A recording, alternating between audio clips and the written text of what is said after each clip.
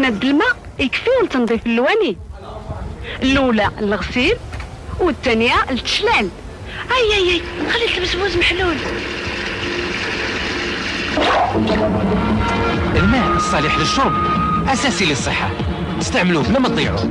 مطيشات الحك عايشة، بنينة حمراء وهشيشة، الجودة يا سادات، الضوء سيدات، عايشة لسان الأولاد وبالنقل الطويجنات، وفي المقارونية للدو حمورية، أما الحريم عايشة هذيك هي.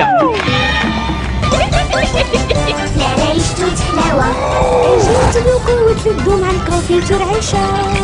عندك الحق محلى الكونفيتور عيشة.